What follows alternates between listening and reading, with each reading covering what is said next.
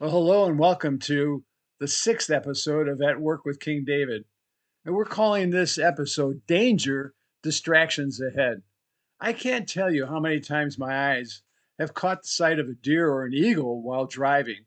And looking at the distraction almost always sets off my lane change warning as I veer out of my lane. Distractions can be dangerous. Distractions in the workplace are especially dangerous, particularly around machinery. While in college, I worked in a bindery of a large printing company, and their lines would add a cover sheet to the untrimmed catalogs and stack them about 10 to 12 inches thick before going through hydraulic blades that would trim off the edges square as powerful vacuum ducts would suck away all the trimmings. Now, to maintain each day's quota of catalogs, seasoned foremans would regularly, listen to this, they would reach into the trimmer on the blade's upstroke to clear away any caught trimmings rather than stopping the line and slowing it down. And not one foreman in the bindery had all 10 of their fingers. Familiarity led to distractions that led to gruesome accidents. Well, physical distractions aren't the only dangerous distractions. Moral distractions are equally hazardous. Office parties have lured distracted coworkers into danger zones of infidelity. Easy money is another distraction. A young man I met was offered bonuses if he would move figures around in their books. When an IRS noticed the discrepancies in the company's bookkeeping, he was arrested and he was convicted of embezzlement. Easy money was his perilous distraction. Distractions are dangerous. Phrases like keep the main thing, or keep your eye on the ball, or stay in your lane warn us of potential dangers of distractions. Well, David succumbed to the distraction and dangerous distraction. His distraction story begins with the line, when kings go off to war. You see, one year, David didn't go off to war as kings were supposed to. Maybe he was distracted by his royal lifestyle. Maybe he no longer felt personally responsible for the protection of his people. But instead, David sent his general out to war and David stayed home. One evening, from his balcony, by design or by accident, David watched a woman bathing on a rooftop. Now, we don't know if the woman knew she was in line of sight of David's palace or not. And we do know that David yielded to this moral distraction. He had her taken to his chamber where he or they committed adultery, or maybe he committed rape. As David's moral distraction went from bad to worse, his sinful distraction included murder, the loss of Bathsheba's baby, a plague of God's judgment that ravaged Israel, and a personal and political violence that would plague and follow David from then on. Had David only focused on his responsibilities as king, he wouldn't have gotten tangled in the affair that caused a cascade, a domino of disastrous effects on him, his family, his reign, and his nation. The writer of Hebrews challenges us with this simple advice. And watch for the four E's.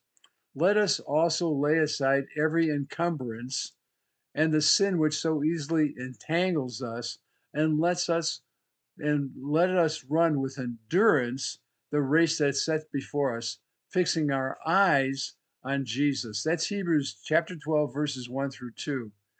Did you get the four E's? Encumbrances, entanglements, endurance, and eyes. Let's talk about those. Sin is a distraction that encumbers or impedes our life as Christ followers. The word picture is that of running carrying a large unwieldy weight. Imagine running with an anchor. The Lord commanded us, the Lord's command is to lay sinful distractions aside. Put down the anchor. Don't carry them with you. They make running our race more difficult to impossible. The second E, temptations that distract us from God's purpose and plan are dangerous. They can entangle us.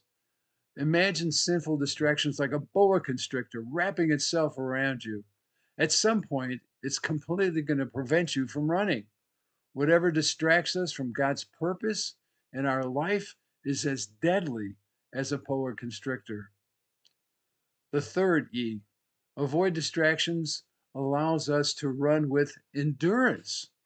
All our energy can be used for running, which allows us to run with perseverance, with grit and determination. Endurance is the third E, endurance. Fourth, to run any course, you got to keep your eyes, that's the fourth E, looking forward to the finish line. You can't be distracted looking at the crowd. You can't be distracted looking at what someone else is running. You got to keep your eyes on your lane. Where are your eyes? Are you looking at distractions off the course? Are you looking at someone else's lane? Focus on your lane. Keep your eyes, here it is, trained not on just the course, but on Jesus. Why? Because he's run the race and he's won the race, not run and won the race. And he's waiting for you and me at the end of the race. Jesus is calling you across the finish line. He is the number one cheerleader for us. So, letting distraction catch our eyes will cause us to stumble and fall, as David and that young accountant that I talked about. The role of a Christ follower is to keep our eyes fixed on Jesus. That means keeping our eyes off dangerous distractions that impede us and entangle us. Focusing on Christ gives us the freedom to run our course with endurance and to completion. So, how do we put this together at work? What common workplace distractions impede and entangle you or your fellow Christians today? What strategies or practices would help you keep your eyes on Jesus? Think about that. Is it prayer? Is it scripture? Is it meeting with other people to talk about these things? Do you know someone who runs with endurance? Well, what can you learn from their example? That would be a great thing. Sit down with them, ask them out to lunch, and say, I've been watching you. How do you run with endurance? You're just faithful. You're a person of integrity. Tell me about what you do to keep yourself on the track, keep your eyes focused on Jesus. Well, these are important things to consider. And until we get together again, remember, work in the light.